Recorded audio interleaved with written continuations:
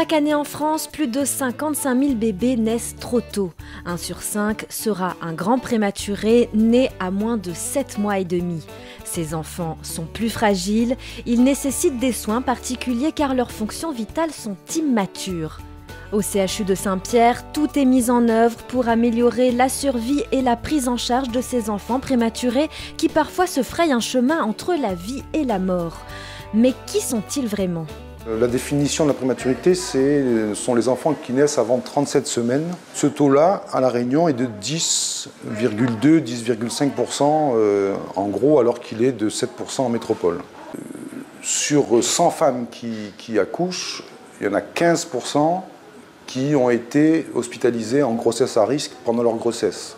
C'est une femme qui est par exemple à 6 mois de grossesse et qui sent des contractions.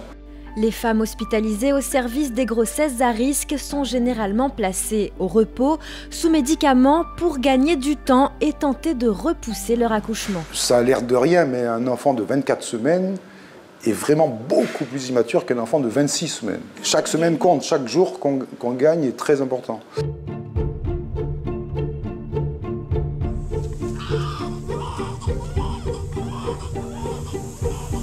En matière de prématurité, tous les facteurs de risque ne sont pas connus. Il peut exister des prédispositions génétiques, mais plusieurs études ont identifié des menaces potentielles.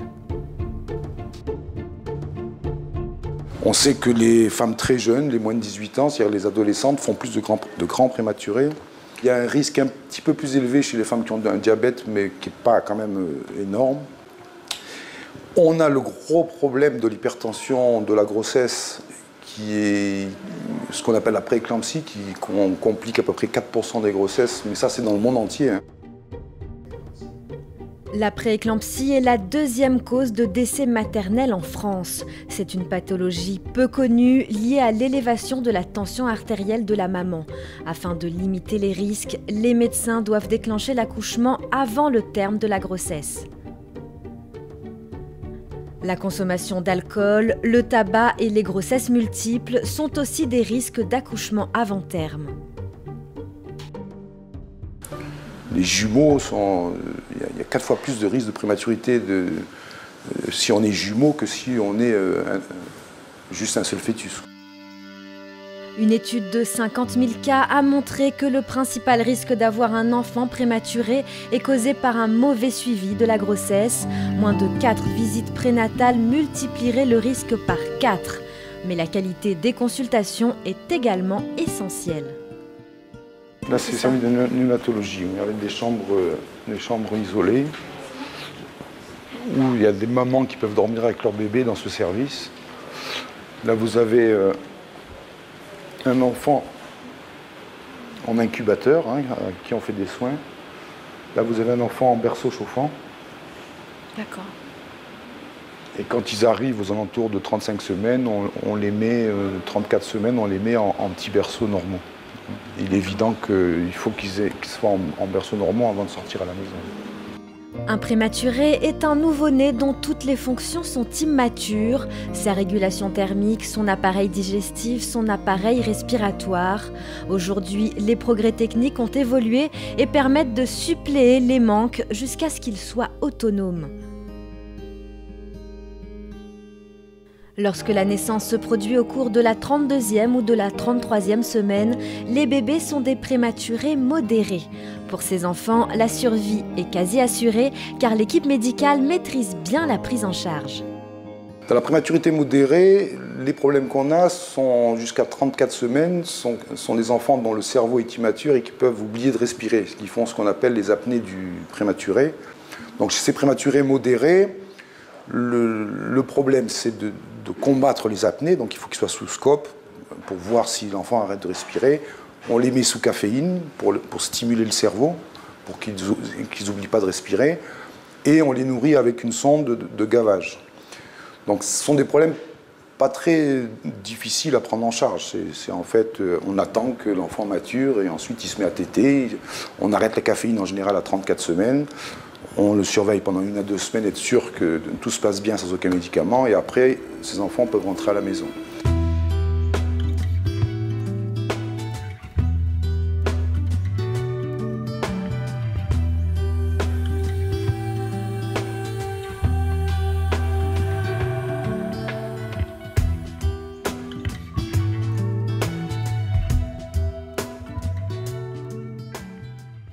quand elle est née, on ne s'attendait pas du tout à ça, par rapport de voir qu'un enfant respire avec des grosses machines comme ça sur le visage. En fin de compte, on ne voyait pas du tout son corps par rapport, il n'avait que des appareils, des électrodes sur lui. Le plus difficile, c'est ça, c'est l'hospitalisation, le plus difficile et voilà. L'enfant prématuré est souvent coupé de sa famille. La séparation augmente le stress des parents et celui du bébé qui a besoin de retrouver le contact de sa maman. En 30 ans, la prise en charge des prématurés a considérablement évolué. Avec l'unité Kangourou, les soins s'orientent au cas par cas afin de répondre aux besoins individualisés du bébé et de ses parents. L'unité Kangourou, à la base, elle a été créée à Bogota, en Colombie. C'est autre chose. Ce n'est pas la même unité Kangourou qui existe en France. Eux, ils sont partis d'un principe simple, les médecins, les pédiatres à Bogota, c'est de dire qu'on n'a pas les moyens, ni humains, ni matériels. Donc, il reste une solution, c'est de mettre les bébés avec leur maman et donc et voir comment il évolue, parce que donc ça permet de faire le pot à pot, donc ça évite l'hypothermie. Et puis d'allaiter le bébé au sein. On n'invente rien, on ne fait que revenir à une réalité qui devait être comme ça. En tout cas, ils ont montré qu'avec des moyens simples, qu'ils ont amélioré quand même leur mentalité, leur morbidité au niveau des enfants.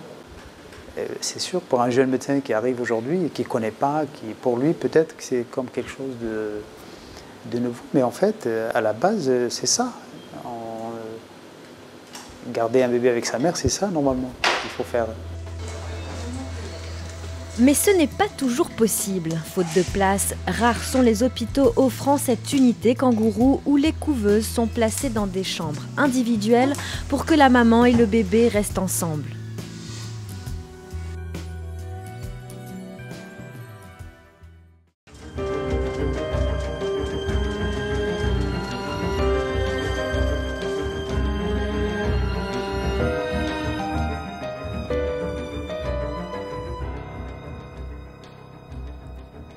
Lorsque la naissance est très précoce, avant 32 semaines de grossesse, les enfants sont des grands prématurés. Leur survie chemine alors entre la vie et la mort.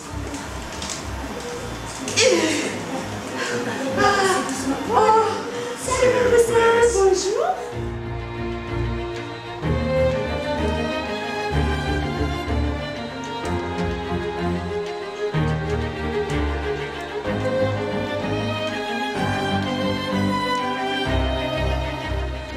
Respirant à grand-peine, en proie à toutes les agressions extérieures, il leur faudra des mois d'hospitalisation, séparés de leur famille, avant d'espérer rentrer à la maison. Pour les parents, c'est le début d'une longue angoisse, car on ne sait pas si le bébé va se développer normalement ou s'il va souffrir d'être né avant terme. Seuls 2 centres dits de niveau 3, dotés d'un service de réanimation, sont capables d'accueillir ces grands prématurés à Saint-Pierre et à Saint-Denis. Johan est né à 5 mois et demi. Son état nécessite une surveillance permanente dans le service de réanimation. Alors lui, il est intubé ventilé, c'est-à-dire que c'est la machine qui l'aide à respirer pour l'instant, avec un peu d'oxygène aussi. Il n'est pas encore... Il ne peut pas encore téter lui-même, donc il est alimenté par sonde gastrique, mais avec le lait de maman. Voilà, qu'elle tire tous les jours en fait, pour lui. Et en plus de ça, comme il est encore un peu petit pour digérer, il a une voie parentérale où on a une perfusion aussi. Sans la technicité des soins, ces enfants ne survivraient pas. À la naissance, ils sont très fragiles et instables, et c'est au cours des premières semaines que leur état est le plus critique. 15% d'entre eux mourront car 3 dangers majeurs menacent le grand prématuré, la détresse respiratoire, les infections et l'hémorragie intracrânienne. Si on passe la première semaine sans que ces enfants saignent dans leur tête, on a une très bonne survie chez ces enfants qui n'ont pas saigné, et surtout relativement peu de séquelles plus tard. Ce sont des enfants qui peuvent avoir ensuite une vie normale.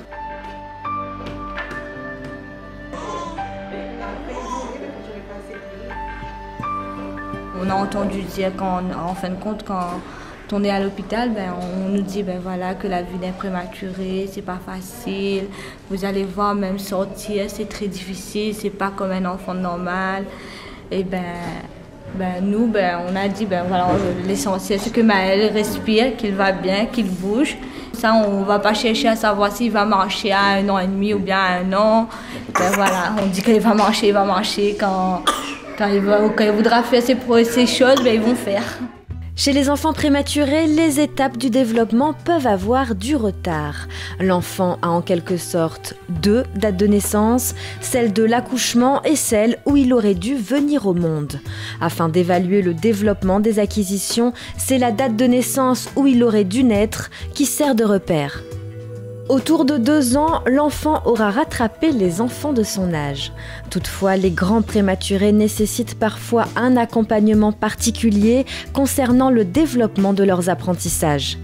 Le temps de l'hospitalisation peut durer plusieurs mois pendant lesquels les parents doivent se résigner à rentrer chez eux seuls le soir, sans leur bébé, et où les soins sont tellement techniques que l'on peut en oublier l'humain. C'était un combat. Qu'est-ce qui était plus difficile pour vous? Mais si tu supportais plus la vue des médecins, des blouses blanches, là, t'es non, du tout. Insupportable. Le docteur B et toute l'équipe de réanimation se battent pour individualiser chaque prise en charge selon un concept venu des États-Unis. Les soins de développement, encore peu répandus en France, sont centrés sur le bien-être du bébé et demandent pour l'équipe soignante des efforts considérables car il faut changer ses habitudes. En gros, on oublie qu'un préma et un nouveau-né, c'est une personne, un être humain. Techniquement, on a oublié de valoriser cet être humain, de le rendre acteur de ses propres soins. Pour résumer, c'est à nous de s'adapter à l'enfant et non pas à lui de s'adapter à nos besoins réels, tout en respectant, bien sûr, un fonctionnement de tout un service.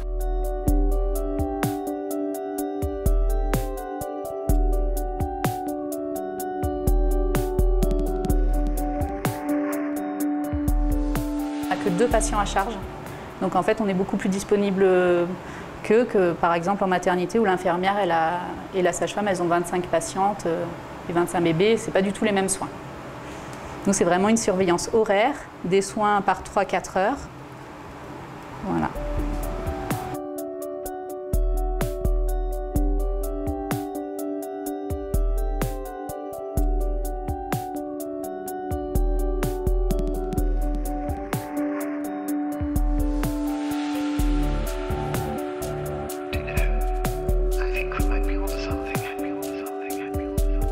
On a un cheminement très particulier dans le développement neuronal d'un enfant préma.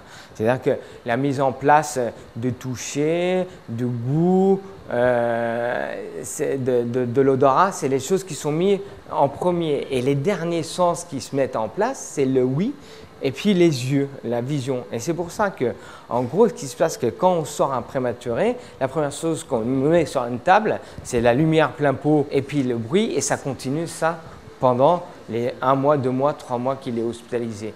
Et les soins de développement, c'est un petit peu de rétablir ça.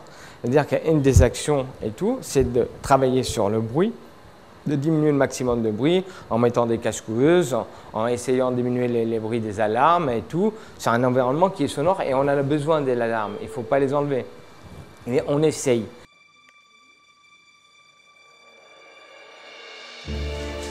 C'est souvent un stress important de donner naissance à un enfant avant le terme. Passage en couveuse, intubation et autres gestes médicaux sont parfois difficiles à supporter.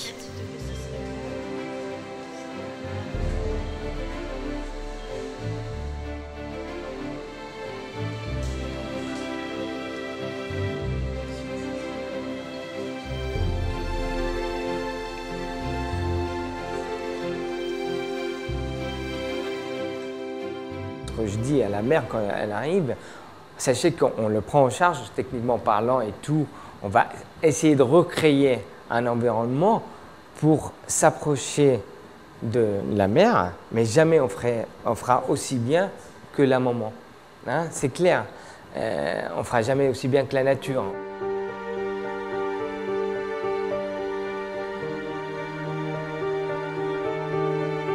À chaque fois que j'arrivais dans la chambre, en dehors j'étais triste. Et à chaque fois que j'arrivais dans la chambre, j'avais un grand sourire. Et je ressentais ça. Et ça l'a aidé. Ça a vraiment aidé. Même il y a une fois, on lui avait mis des électrodes sur la tête. Et quand j'étais arrivée, il avait juste entendu ma voix, il a changé. On m'a dit de regarder sur l'écran, là, il change. Il nous a entendus. Et ça, pourtant j'ai été sortie de l'hôpital, je faisais la route tous les jours pour venir le voir et à chaque fois il y avait de l'évolution et c'était bien. Grâce aux soins de développement, les doses antidouleurs sont diminuées, les parents plus impliqués et les durées d'hospitalisation réduites. Et c'est vrai que nous, on a des preuves physiologiques. Quand la maman est là, le rythme cardiaque est beaucoup plus calme, la respiration est ample et régulière.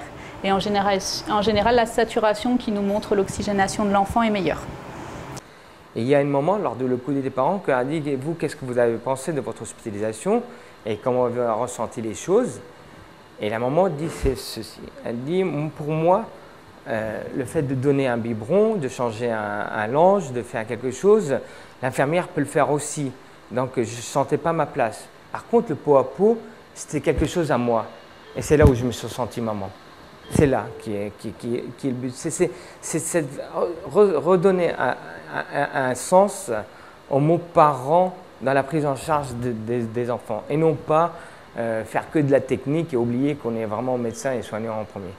On ne souhaite pas que ça arrive à d'autres parents parce que c'est une épreuve vraiment, vraiment difficile.